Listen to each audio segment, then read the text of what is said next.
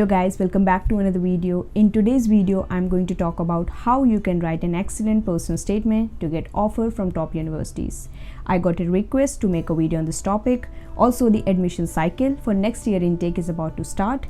So this video or a topic on this video is going to be very useful to prospective students. Before I begin, I have a surprise for you all. So the first 5 students who sign up to the Google form down below are going to get a chance to send me their personal statements, and I'm going to review those personal statements and give a feedback for free. So don't wait up and just sign up fast.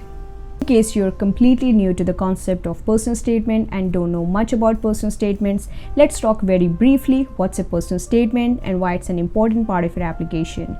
A personal statement is an important part of your application because it's your chance to share your story and convince the admissions committee why you are a deserving candidate.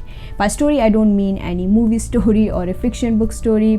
By story, what I mean is justifications why you are a deserving candidate by sharing your professional goals, your aspirations, your interests, and your motivations for applying to a program of your choice at a university of your choice. So do not underestimate the importance of a good personal statement and try to write it as good as you can. Important to remember that this does not mean in any way that personal statement is the only component of your application that's like the most important. There are other components as well which are equally important, such as your GPA, your recommendation letters, your academic achievements, and your non-academic achievements. But sometimes it can happen that maybe your GPA isn't that good, probably because of the pandemic and all. So a good personal statement can act as a good opportunity to compensate for that low GPA, and maybe you can explain your reasons why your GPA wasn't that good. So the first and the foremost thing that most students miss out in their personal statements is that they simply write they did this and they did that. They do not provide any kind of examples or evidences. Let's say you're really passionate about philosophy, literature, or maybe psychology, but simply writing in your personal statement that you're really passionate about psychology is not going to impress the admissions committee. It is going to sound very cliche, however, because these are just words. Anybody can write these words, right? What you need to do is support that passion with examples and your past experiences. Maybe you can write that you are really passionate about clinical psychology and your love and passion began for clinical psychology when you got an opportunity to work in a hospital under a clinical psychologist where you saw so many patients suffering from different mental health conditions, and now you want to help and support those people by becoming a clinical psychologist. Next thing to keep in mind about personal statements is that you have a very limited space. Majority of the universities allow maximum 2 pages for you to write a personal statement. Some are even more strict and allow just 1 page. So trust me when I say that you have a very limited space. So your best bet would be to act smart and use that space wisely. Do not waste words repeating what's already in your resume, such as your name, your grades, your degrees or qualifications, and the universities you have attended. Rewriting all this is only going to eat up the limited space that you have. Rather, you should write what's not in your resume or any other part of your application. For example, your interests, like why are you interested, for example, in psychology? What are your motivations behind pursuing a degree in psychology? And what is it that you want to do as a professional by pursuing this degree? Another thing that most students miss out is that they feel this need to sound very smart and very technical. Please don't do that because this might backfire. Admissions committee might not get impressed because the sole purpose of the degree that you're applying to is for you to gain the technical skills and the technical knowledge in the first place. This also prevents you from writing a personal statement that is easy to read and simple. Admissions committee already have so many personal statements to read. So if you're going to insert too much jargon in your personal statement, that it is only going to hurt their heads. Admissions committees simply don't have the time to comprehend the technical information in your personal statement, so avoid doing that. Next thing is that remember, you should not write just about your academic journey, but you should also write about your non-academic achievements or extracurricular activities. But the question comes, how much space you should dedicate to academic versus non-academic achievements. Honestly, there is no fixed standard for this, but for the obvious reason, you should write more about your academic journey than the non-academic related activities. For the academic activities, you can write about what made you interested in the degree, any internships or volunteering that you have done, any books like related books that you have read, or maybe you have attended any guest lectures or talks.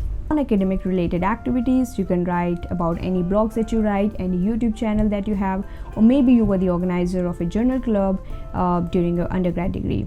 But you should remember, and this is very important, you should link all your non-academic achievements to your academic side. For example, maybe being the organizer of a journal club during your undergrad degree helped you develop your leadership skills, your organizational skills, and how to collaborate with graduate students and academics or researchers. And the fact that you already have these skills is not only going to be helpful in your postgrad degree or master's degree, but it is also going to be helpful in your professional career, which is eventually going to help you achieve your professional goals or your career goals.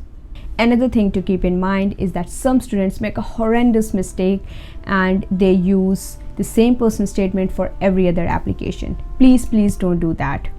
You can certainly take some points that you have already written in a personal statement for one application, as long as those points are relevant, of course, but please don't simply copy paste the whole thing. Try and write your personal statements in a way that it reflects they have been written specifically for particular programs or specific programs.